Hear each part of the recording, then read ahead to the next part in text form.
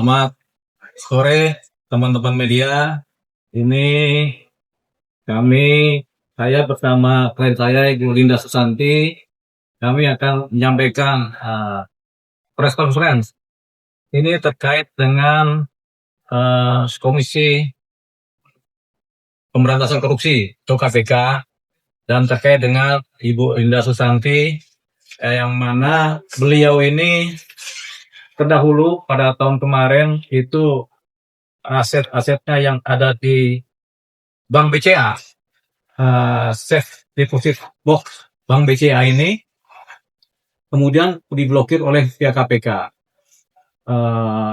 Aset ini adalah berupa batangan-batangan emas, berupa uang-uang asing, kemudian berupa sertifikat-sertifikat yang totalnya senilai 700 miliar. Tahun 2024 itu diblokir oleh pihak Bank BCA dengan alasan karena ada perintah dari penegak hukum. Ketika diblokir ini, ya Ibu Linda Susanti, klien saya ini menanyakan ke BCA, tapi jawabannya normatif lisan. Nah, sebenarnya ketika berbicara tentang pemblokiran oleh bank itu harus membuat surat tertulis pemberitahuan kepada pihak kliennya, yaitu Linda Susanti ini, mengenai alasan-alasan pemblokiran dari Safe Deposit Box milik Linda Susanti. Nah, Safe Deposit Box milik Linda Susanti ini ada di Bank BCA cabang Tebet, di Gedung Milenia cabang Tebet. Jadi sejumlah aset yang senilai sekitar 7 miliar itu disimpan di Safe Deposit Box cabang Tebet Milenia senilai kurang lebih 700 miliar, dan itu sudah disimpan sejak tahun 2023. Tapi karena sesuatu hal kemudian diblokir oleh Bank BCA dengan alasan ada perintah dari pejabat penegak hukum yang berwenang tanpa menyertai dokumen-dokumen tertulis. Ini adalah satu posisi di mana kita anggap suatu kelalaian dari pihak Bank BCA, ya. Itu yang pertama. Yang kedua, ada prosedur-prosedur yang dilaksanakan oleh pihak KPK yang katanya sebagai pemblokir dari Safe Box milik Linda Susanti ini, yang kemudian prosesnya sendiri tidak prosedural. Kemudian pada tahun 2025 sekitar bulan Juli, kemudian semua safe deposit itu kemudian diambil dari Bank BCA, dibawa ke KPK dengan tidak prosedur juga, sehingga semua aset itu kemudian dibawa ke gedung KPK dan Ibu Linda Susanti juga dibawa, dan kemudian di sana tanpa eksplanasi kepada media, tanpa transparansi kepada publik, kemudian tanpa juga ada persoalan hukum antara pihak Linda Susanti dengan pihak KPK, yang kemudian ini menjadi sesuatu hal yang aneh bagi kami. Dan kemudian akhirnya semua aset sudah disita oleh KPK tanpa pemberitahuan juga publik dan tanpa prosedur yang biasanya SOP, ya, di KPK, ya. Jadi kita menduga ini adalah permainan, apalagi ada dugaan di mana ada oknum KPK yang kemudian minta bertemu di luar Ibu Linda Susanti itu untuk membagi hasil dari aset yang ada. Jadi dengan ancaman-ancaman pidana pada Linda Susanti. Nah, terhadap hal ini kejadiannya baru tahun 2025 nih, pengambilan aset. Dan kemudian kita pahami bahwasanya Bank BCA pasti mempunyai rekaman-rekaman CCTV. Kemudian gedung KPK juga pasti mempunyai rekaman-rekaman CCTV yang kemudian kita anggap karena ini masih baru, sehingga rekaman-rekaman jejak-jejak itu masih ada dan saksi-saksi masih lengkap, baik di KPK, baik di Bank BCA. Nah, terhadap aset-aset yang disita KPK tersebut oleh Linda Susanti karena tidak berkaitan dengan perkara korupsi, sehingga dia minta aset itu dikembalikan. Aset ini sumbernya dari harta warisan milik orang tuanya Linda Susanti almarhum yang diberikan pada Linda Susanti dari Australia, kemudian dibawalah ke lintas negara, dibawa ke wilayah negara Indonesia dan disimpan di Safe Deposit Box Bank BCA cabang Milenia Tebet. Begitu. Tapi sekarang barangnya sudah ada di KPK dengan cara yang tidak prosedural. Karena ini kita ada di sini untuk menyampaikan tersebut.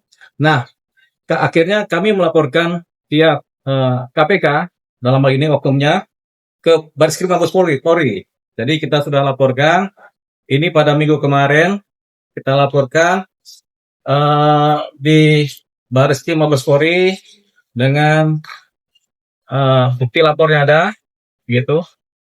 Ini ada bukti lapornya kepada Kabar Eskrim sudah kita laporkan kepada Kabar Eskrim, kemudian kepada Satgas Tipikor Bareskrim juga sudah kita laporkan tentang adanya dugaan perilaku yang tidak benar atau perilaku yang melanggar undang-undang yang diduga dilakukan oleh oknum KPK.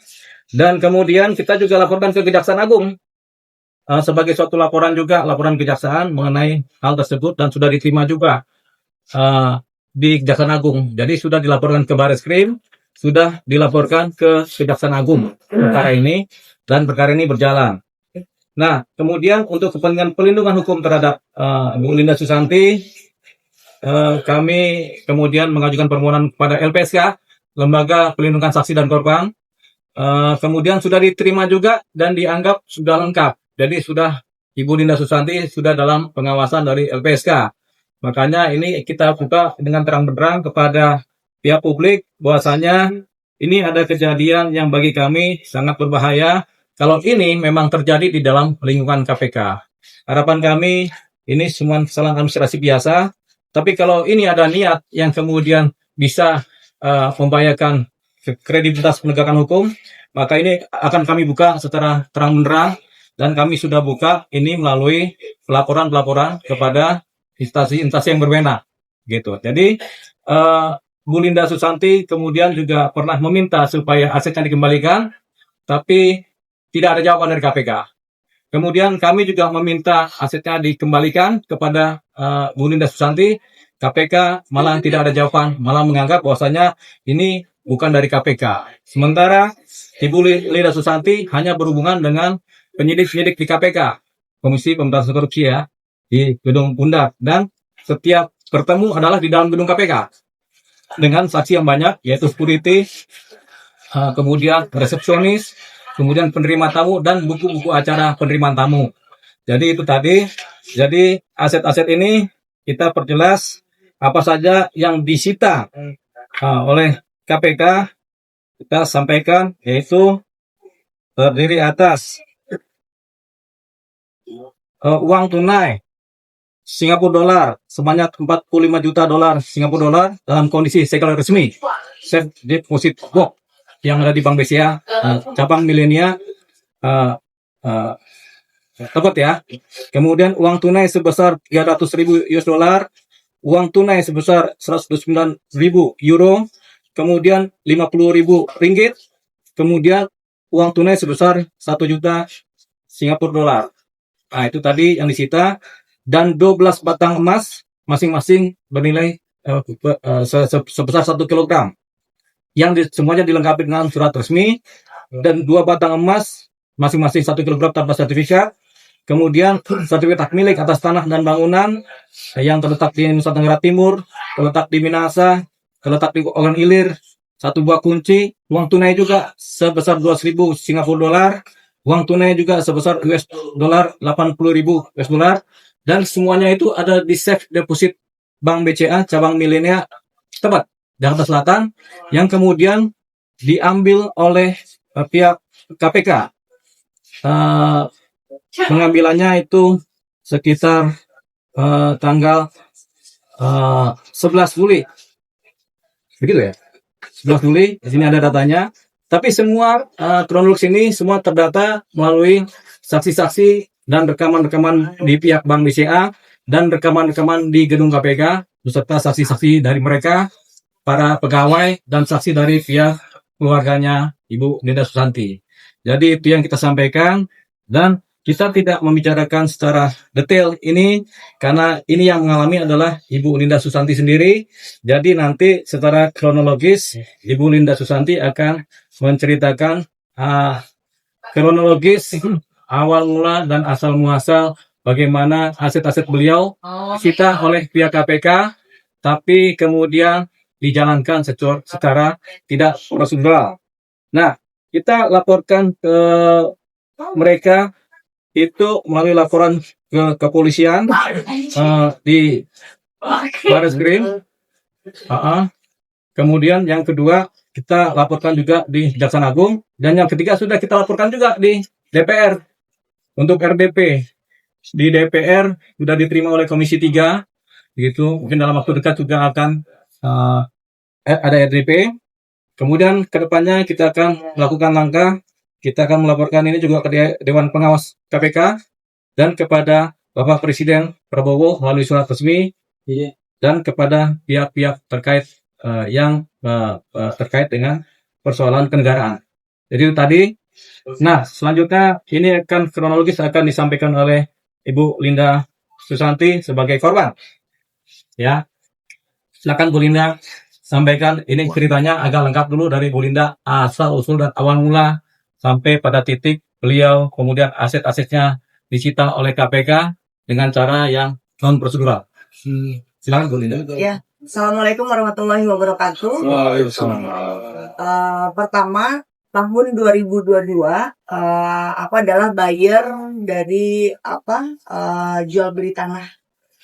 Nah, tanah ini ada dalam sengketanya yang katanya dipegang oleh Hasbiasan. Tapi dalam hal ini saya pribadi tidak mengenal Hasbiasan, saya hanya mengenal Ahmad Sulaiman. Lalu karena kita mau membeli tanah, pastinya kita survei dulu ya ke Medan. Setelah melihat tanahnya juga bagus gitu kan, dekat dengan bandara. Lalu saya tertarik dan ada transaksi sebesar 50 miliar itu di tahun 2022. Nah, tahun 2022 ternyata setelah diberikan uangnya nggak ada, tanahnya nggak ada. Lama. Akhirnya saya coba mendatangi Sulaiman ke lobi Mahkamah Agung. Ternyata sulit juga dicari. Tapi tiba-tiba Sulaiman ini menghubungi saya di tahun 2023. Jadi Sulaiman menghubungi saya tahun 2023 dan ketemulah kami di Tebet. Kebetulan waktu itu saya ada kafe di Tebet. Nah, setelah pertemuan itu Sulaiman mencicil ya, mengembalikan uang. Dia ada itikat baik untuk mengembalikan uang. Karena saya sudah mulai tidak percaya dengan Ahmad Sulaiman. Ketika Ahmad Sulaiman itu datang, saya sudah mulai merekam apa yang dia sampaikan. Saya potongnya persingkat ya. Jadi kisah tentang Sulaiman dengan Ibu adalah mengenai 2 batang emas yang sebenarnya Cicilan. itu adalah cicilan hutang dari Sulaiman kepada Linda Susanti. Tapi kemudian 2 batang emas ini terkait dengan apa yang disebut sebagai tindak pidana gratifikasi di Mahkamah Agung, tapi tanpa pengetahuan dari Linda. Nah, 2 batang emas ini kemudian disimpan dalam safe deposit berbarengan dengan aset-aset Bu Linda Susanti, sehingga totalnya ada 2 batang emas dan sekitar 600 miliar aset gitu. Jadi awal mula bagaimana KPK kemudian melakukan posisi penyitaan ya. Selanjutnya langsung kembali. Ya, jadi sebetulnya itu emas itu juga KPK mengiranya emas itu adalah milik Hasbiasan. Aku bilang bahwa ketika aku menerima cicilan itu, aku bilang ini bukan emasnya Hasbiasan, tapi ini adalah bentuk cicilan. Aku kasih bukti-buktinya semua. Lalu di penyidikan di KPK sebelum aku dipanggil, KPK menggeledah kantor itu tanggal 1 April. KPK menggeledah, namun penggeledahan tahun 2024 ya. 2024 tanggal 1 April KPK menggeledah, tapi penggeledahan itu pada saat saya tidak ada di tempat, yang ada hanya karyawan saja. Ya, jadi saya ulang lagi kronologisnya singkat aja ya. Jadi supaya lebih detail, pada tanggal 1 April 2024 ya, pihak KPK datang ke kantornya di DS, kantor PT IBC Media di DS Tower lantai 37. Di sana kemudian pihak KPK melakukan penggeledahan terhadap semua dokumen-dokumen yang ada di gedung sana. Kemudian pada tanggal 2 April pihak KPK memanggil Ibu Linda Susanti yang lagi di Turki untuk kemudian datang ke KPK, datang ke gedung KPK untuk di BAP. Setelah di BAP, kemudian tanggal 2 April juga Linda Susanti siang untuk ini ya, tanggal 2 April juga, tanggal 3 Aprilnya Linda Susanti kemudian datang ke Bank BCA. Bank BCA cabang Milenia Tebet, di mana beliau mengecek aset-asetnya yang ada di deposito box di Bank BCA di Milenia Tebet. Ternyata asetnya sudah diblokir gitu. Nah, aset diblokir ini selama 1 tahun gitu. Sampai kemudian pada 2025 aset ini kemudian di bulan Juli diambil oleh pihak KPK bersama Ibu Linda Susanti. Aset senilai 17 miliar ini dibawa ke gedung KPK dan kemudian disita di sana. Persoalannya sampai sekarang dokumen sita, tanda terima, kemudian pemberitahuan blokir dari Bank BCA tidak pernah sampai kepada Ibu Linda Susanti. Nah, menurut keterangannya Bu Linda Susanti, ada beberapa kali pihak oknum KPK mengajak negosiasi untuk bagi hasil terhadap aset-aset tersebut. Nah, kemudian akhirnya singkat cerita, kami kemudian meminta atau Ibu Linda Susanti meminta supaya asetnya dikembalikan secara utuh, tapi sampai sekarang tidak ditanggapi. Kemudian kami sebagai kuasa hukum meminta juga asetnya dikembalikan secara utuh. Sampai sekarang juga tidak ditanggapi. Malah kemudian dinyatakan dalam status pemberitaan oleh juru bicara bahwasanya asetnya tidak ada yang disita. Gitu. Jadi ini suatu hal yang kemudian bagi kami ada dugaan penyelewengan atau perbuatan sewenang-wenang yang dilakukan oleh oknum KPK. Patut kami berikan catatan bahwasanya Ibu Linda Susanti hanya berkomunikasi dengan penyidik KPK dan setiap pertemuan ada di dalam gedung KPK. Semua bukti ada, kemudian CCTV ada, bukti berita acara ada, dan kronologis ada, saksi juga ada. Nah, satu hal yang kami sayangkan bahwasanya pihak Bank BCA itu tidak memberitahukan surat asli atau surat resmi pemberitahuan blokir kepada Linda Susanti, di mana dia punya aset yang di deposit box Milenia tempat itu nggak pernah disampaikan, sehingga hanya sekedar bicara lisan. Ini adalah satu prosedur yang salah di pihak perbankan. Yang kedua, ketika pemblokiran juga semua CCTV ada di BCA sehingga kelihatan. Ketika penggeledahan dan pengambilan aset juga ada juga di bulan April tanggal 11 ya. Itu juga ada. Jadi diambil semua sehingga jejaknya ada. Termasuk rekaman-rekaman CCTV yang ada di gedung KPK dan di BCA juga ada semua. Jadi semua data lengkap, tapi prosedur tidak dijalankan dan sampai saat ini tidak diketahui keberadaan aset-aset tersebut karena juru bicara KPK sudah menyatakan tidak ada aset yang disita atas nama Linda Susanti. Tapi dokumen-dokumen tertulis yang menyatakan aset ini ada semua lengkap. Nah, WhatsApp juga ada. Kemudian kita sudah melaporkan ini ke Barreskrim Mabes Polri, ke Satgas Tipikor Mabes Polri. Kita juga sudah melaporkan ke Kejaksaan Agung sebagai laporan kejaksaan, satu laporan ke Barreskrim, dan kita sudah laporkan juga kepada Kabarskrim, dan kita juga sudah sampaikan surat kepada DPR Komisi 3 untuk RDP terhadap masalah ini. Dan keempatnya kita juga sudah meminta perlindungan hukum ke LPSK, Lembaga Perlindungan Saksi dan Korban, dan sudah diberi persetujuan untuk melindungi seorang Linda Susanti. Jadi dengan adanya perlindungan ini, akhirnya Linda Susanti membuka perkara ini ke dalam publikasi masyarakat supaya ini perkara ini atau soal ini bisa kemudian sama-sama diperhatikan, sama-sama prosesnya diperhatikan dan timbul transparansi di wilayah penyelidikan perkara ini. Nah, harapan kami adalah supaya tidak ada hal yang jahat di dalam KPK, tidak ada hal yang kemudian berbahaya di dalam KPK, karena mengingat KPK sendiri adalah lembaga pemberantasan korupsi. Jangan sampai di dalamnya ada oknum-oknum yang melakukan tindak pidana korupsi dan penyalahgunaan wewenang. Jadi ini yang kemudian kami sampaikan dan semua sudah lengkap. Laporan sudah ada ke Barreskrim, laporan sudah ada ke Kejaksaan Agung, laporan sudah ada ke DPR Komisi 3, dan laporan sudah ada di LPSK gitu. Tinggal kami akan ajukan ke Dewan Pengawas KPK supaya ini ditindaklanjuti. Jadi itulah yang terjadi. Yang jelas asetnya Ibu Linda Susanti yang senilai 700 miliar sampai saat ini berada di wilayah KPK, tapi kita tidak tahu keberadaannya. Di mana aset ini adalah aset warisan dari Linda Susanti yang tidak terkait dengan tindak pidana korupsi apapun juga. Ya, silakan kalau ada pertanyaan.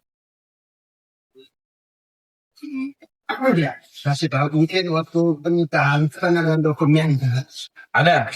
ketika alasan pihak KPK melakukan penyitaan alasan mungkin biasanya kan ada di situ.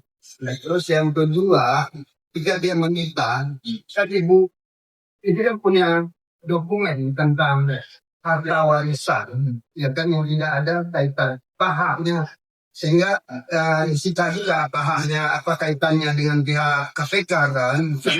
Di situ apa disebutkan, apakah itu DPKU atau dugaan korupsi, karena tadi kan ketika ibu menjelaskan tadi kan ada kaitan dengan mantan sekjen MA. Apakah itu dalam dugaan itu disebutkan ya? Kalau disebutkan apa alasannya mereka, karena itu kan harta warisan. Harta warisan ini kan sudah bawaan, jadi tidak bisa disentuh dengan korupsi. Terus yang kedua, siapa yang dilaporkan? Tapi kan yang di institusi, tapi kan yang dilaporkan kemana? Ini kan permainan oknum.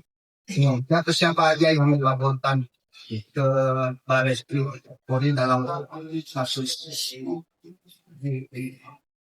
Jadi kita melaporkan secara umum adalah oknum KPK ya. Tapi tentunya dari kronologis yang kita sampaikan ke pihak Baris Krim maupun kepada Kejaksaan Agung, di situ sudah ada datanya secara lengkap. Jadi kita tidak bisa buka namanya di sini, tapi yang jelas siapa-siapanya sudah tertera dalam kronologis, siapa-siapa pelakunya yang juga pelakunya. Jadi termasuk pertemuan-pertemuan di luar, termasuk kemudian permintaan bagi hasil di luar, itu yang disampaikan sudah ada catatannya dan tertera dalam dokumen yang diserahkan baik kepada Kejaksaan Agung, baik kepada Mabes Polri, baik kepada LPSK, Lembaga Perlindungan Saksi dan Korban, baik kepada DPR Komisi 3. Jadi mereka semua sudah pegang datanya.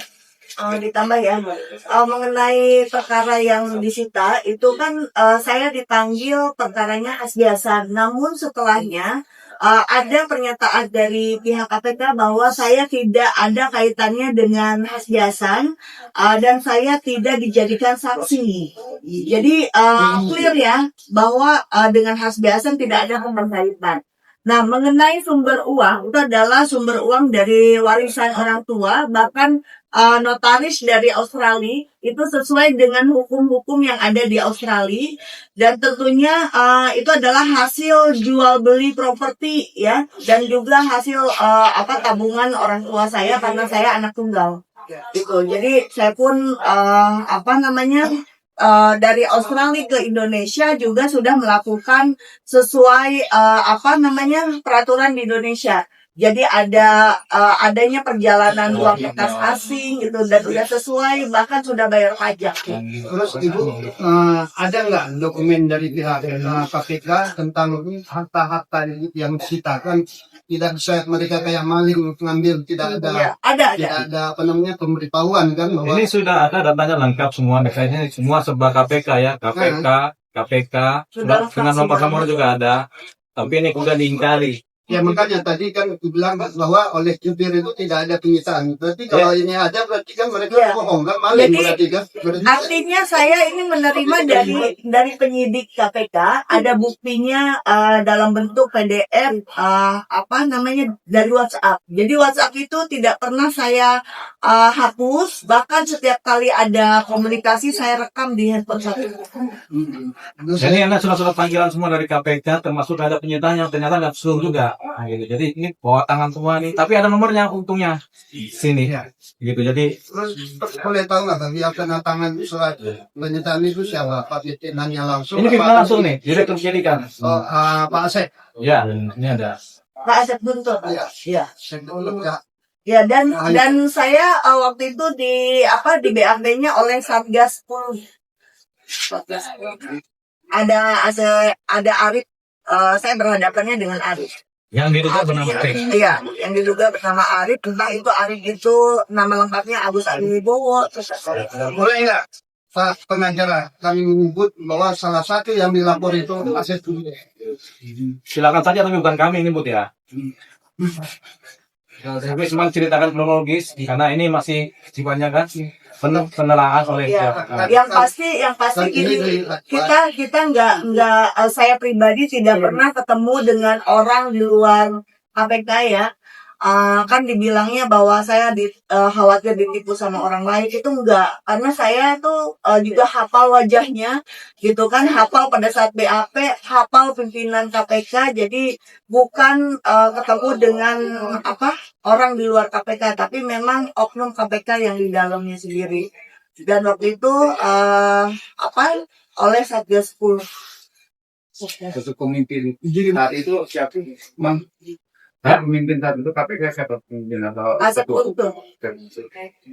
Ini Bu sedikit boleh ngangkat Pak Bu menjadikan saksi. Apa hubungan kalau Ibu dijadikan? Nah, jadi gini. Enggak bisa satu. Yang kedua, kok hitung-hitungannya bagaimana Ibu yang 200 yang Ibu punya dipotong 20% itu memberi ke mereka. Bagaimana hitungannya? Ya, jadi gini. Kenapa saya mau dikaitkan menjadi saksinya Firly? Pertama, Sulaiman ini ketika memberikan cicilan senilai $280.000 dan 2 batang emas ini bukan milik Sulaiman. Makanya saya simpan di safe deposit box. Nah, saya tahu bahwa ini tuh bukan uang Sulaiman, bukan emas Sulaiman. Saya nggak jual sama sekali. Gitu kan, saya taruhlah di safe deposit box. Nah, waktu itu Sulaiman ini menceritakan bahwa uang yang dia bawa ini itu untuk pembebasannya Hasbi Hasan yang akan diberikan kepada entah siapa yang nama ketua MA-nya, akan diberikan kepada ketua MA, dari ketua MA akan diberikan ke Firly Bahuri, dari Firly Bahuri akan di OTT, baru nanti akan bayar keseluruhannya ke aku. Gitu. Nah, setelah 1 bulan kemudian Sulaiman minta dikembalikanlah emasnya. Emasnya minta dibalikin, saya bilang kalau mau emasnya ini kembalikan dulu uang saya, uang tanah 50 miliar. Karena saya pun kenapa nerima emas, waktu saya memberikan uang 50 miliar itu juga ada dolar Singapura, ada dolar Amerika, ada emas juga 8 batang emas. Artinya hak saya dong ketika saya menerima pengembalian cicilan itu dengan emas dan dolar lagi. Tapi karena saya tahu itu bukan uangnya Sulaiman, saya simpanlah di safe deposit box. Ternyata Sulaiman di sini seolah-olah saya padahal orang itu yang mau memberikan ke Firly Bahuri. Jadi di dalam BAP itu seolah-olah saya yang mau berikan, padahal saya tidak kenal Firly Bahuri, saya tidak kenal Hasbi Hasan. Jadi saya mau dijadikan saksi, saya nggak mau. Ya, dan ini waktu itu ini gajah dengan gajah, padahal saya bukan di antara gajah itu.